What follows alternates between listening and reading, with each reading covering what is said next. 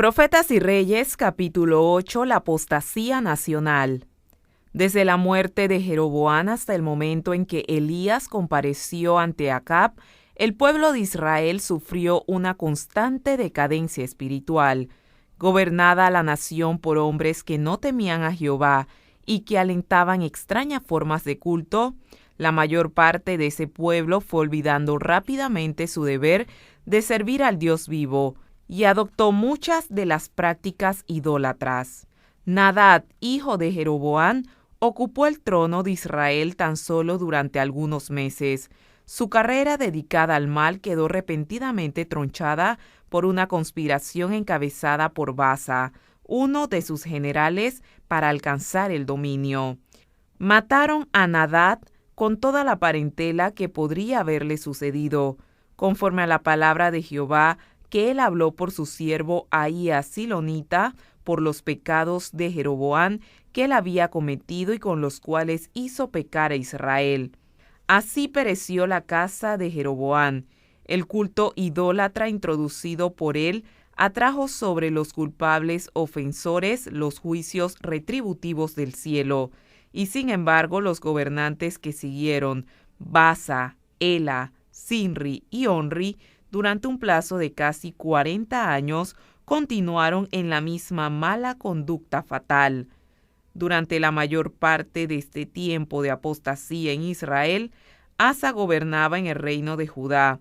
Durante muchos años hizo Asa lo bueno y lo recto en los ojos de Jehová su Dios, porque quitó los altares del culto ajeno y los altos, quebró las imágenes y taló los bosques, y mandó a Judá a que buscasen a Jehová, el Dios de sus padres, y pusieren por obra la ley de sus mandamientos.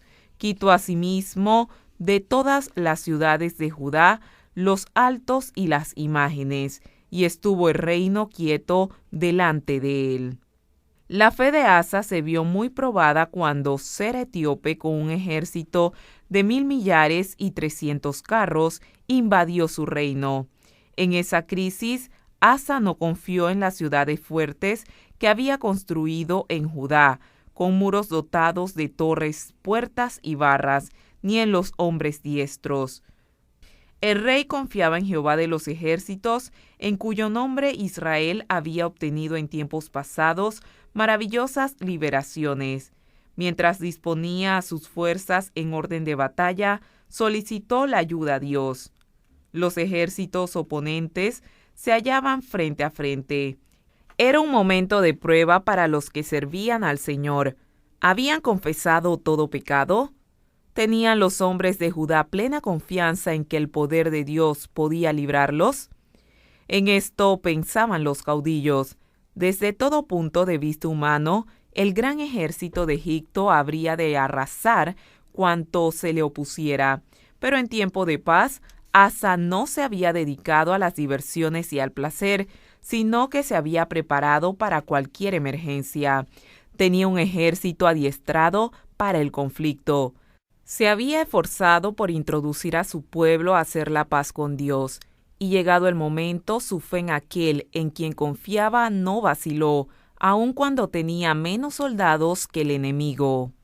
Habiendo buscado al Señor en los días de prosperidad, el rey podía confiar en él en el día de la adversidad. Sus peticiones demostraron que no desconocía el poder admirable de Dios.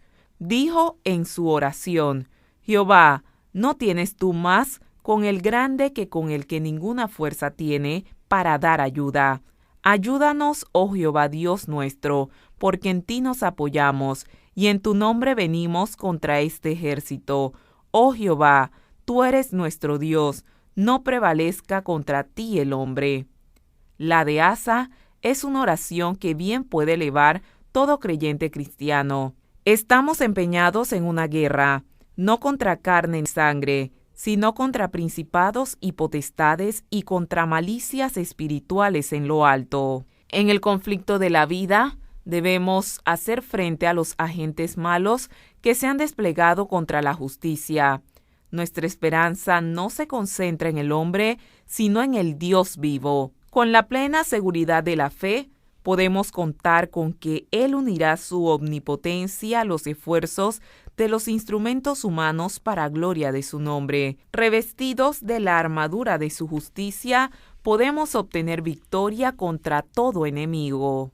La fe del rey Asa quedó señaladamente recompensada, y Jehová deshizo los etíopes delante de Asa y delante de Judá, y huyeron los etíopes, y Asa y el pueblo con el que estaba lo siguió hasta Gerar, y cayeron los etíopes hasta no quedar en ellos aliento, porque fueron deshechos delante de Jehová y de su ejército.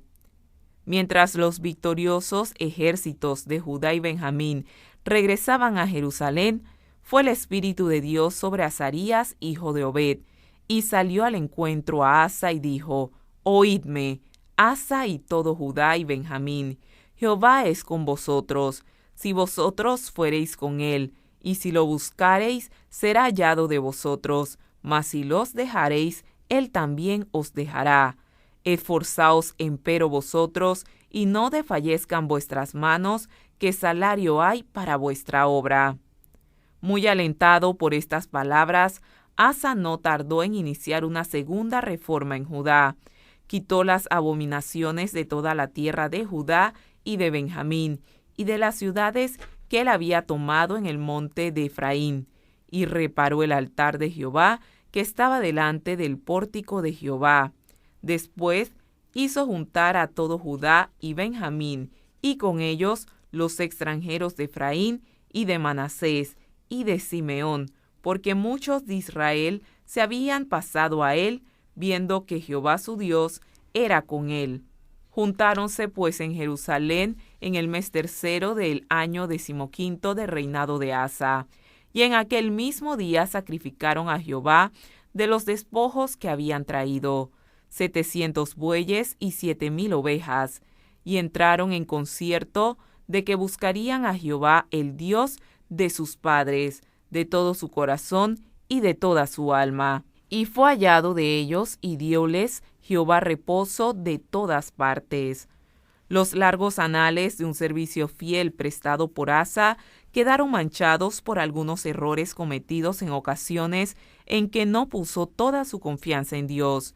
Cuando en cierta ocasión el rey de Israel invadió el reino de Judá y se apoderó de Rama, ciudad fortificada situada tan solo 8 kilómetros de Jerusalén, Asa procuró su liberación mediante una alianza con Ben-Hadad, rey de Siria. Esta falta de confianza en Dios, solo en un momento de necesidad, fue reprendida severamente por el profeta Hanani, quien se presentó delante de Asa con este mensaje: Por cuanto te has apoyado en el rey de Siria y no te apoyaste en Jehová tu Dios, por eso el ejército del rey de Siria ha escapado de tus manos. Los etíopes y los libios no eran un ejército numerosísimo con carros y mucha gente a caballo. Con todo, porque te apoyaste en Jehová, él los entregó en tus manos, porque los ojos de Jehová contemplaban toda la tierra, para corroborar a los que tienen corazón perfecto para con él. Locamente has hecho en esto, porque de aquí adelante habrá guerra contra ti.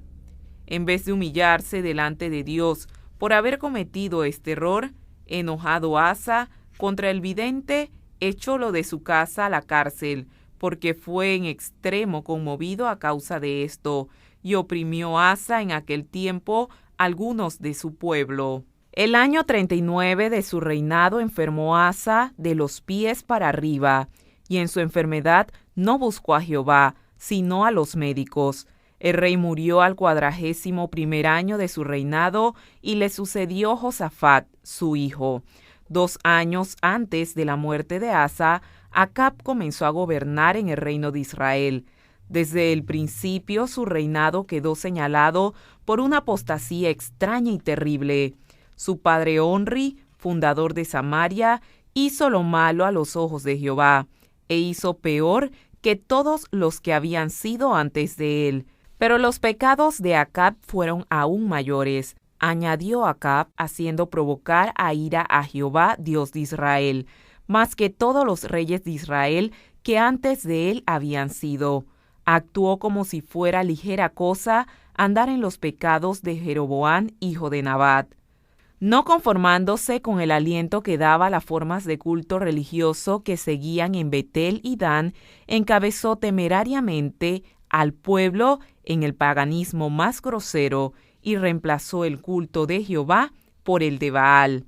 Habiendo tomado por esposa a Jezabel, hija de Baal, rey de los Sidonios y sumo sacerdote de Baal, Acab sirvió a Baal y lo adoró, e hizo altar a Baal en el templo de Baal que él edificó en Samaria.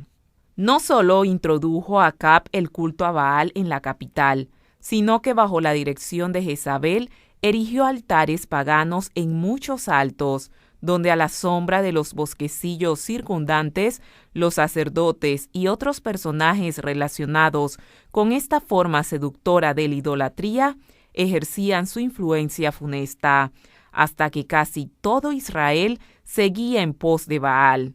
A la verdad, ninguno fue como Acab, que se vendiese a hacer lo malo a los ojos de Jehová, porque Jezabel, su mujer, lo incitaba. Él fue en gran manera abominable, caminando en pos de los ídolos, conforme a todo lo que hicieron los amorreos, a los cuales lanzó Jehová delante de los hijos de Israel. Acab carecía de fuerza moral. Su casamiento con una mujer idólatra de un carácter decidido y temperamento positivo fue desastroso para él y para la nación. Como no tenía principios ni elevada norma de conducta, su carácter fue modelado con facilidad por el espíritu resuelto de Jezabel. Su naturaleza egoísta no le permitía apreciar las misericordias de Dios para con Israel, ni sus propias obligaciones como guardián y conductor del pueblo escogido.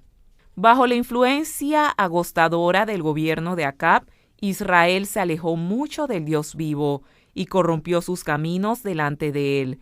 Durante muchos años había estado perdiendo su sentido de reverencia y piadoso temor, y ahora parecía que no hubiese nadie capaz de exponer la vida en una oposición destacada a las blasfemias prevalecientes.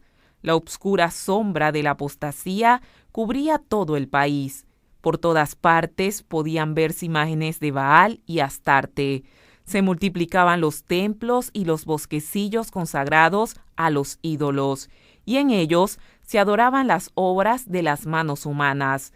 El aire estaba contaminado por el humo de los sacrificios ofrecidos a los dioses falsos. Las colinas y los valles repercutían con los clamores de embriaguez emitidos por un sacerdocio pagano que ofrecía sacrificios al sol, la luna y las estrellas. Mediante la influencia de Jezabel y sus sacerdotes impíos, se enseñaba al pueblo que los ídolos que se habían levantado eran divinidades que gobernaban por su poder místico los elementos de la tierra, el fuego y el agua. Todas las bendiciones del cielo, los arroyos y corrientes de aguas vivas, el suave rocío, las lluvias que refrescaban la tierra y hacían fructificar abundantemente los campos, se atribuían al favor de Baal y Astarte, en vez del dador de todo don perfecto. El pueblo olvidaba que las colinas y los valles, los ríos y los manantiales estaban en las manos del Dios vivo, y que éste regía el sol, las nubes del cielo y todos los poderes de la naturaleza. Mediante mensajeros fieles, el Señor mandó repetidas amonestaciones al rey y al pueblo apóstata, pero esas palabras de reprensión fueron inútiles. En vano insistieron los mensajeros inspirados en el derecho de Jehová como único Dios de Israel. En vano exaltaron las leyes que les había confiado. Cautivado por la ostentación de lujo y los ritos fascinantes de la idolatría, el pueblo seguía el ejemplo del rey y de su corte. Se entregaba a los placeres intoxicantes y degradantes de un culto sensual. En su ciega locura, prefirió rechazar a Dios y su culto. La luz que le había sido dada con tanta misericordia se había vuelto tinieblas. El oro fino se había empañado. ¡Ay! ¡Cuánto se había alejado la gloria de Israel! Nunca había caído tan bajo en la apostasía el pueblo escogido de Dios. Los profetas de Baal eran 450, además de los 400 profetas de los bosques. Nada que no fuese el poder prodigioso de Dios podía preservar a la nación de una ruina absoluta. Israel se había separado voluntariamente de Jehová. Sin embargo, los anhelos compasivos del Señor seguían manifestándose en favor de aquellos que habían sido inducidos a pecar, y estaba Él por mandarles uno de los más poderosos de sus profetas, uno que por medio de quien muchos iban a ser reconquistados e inducidos a renovar su fidelidad al Dios de sus padres. Profetas y Reyes, capítulo 8, la apostasía nacional.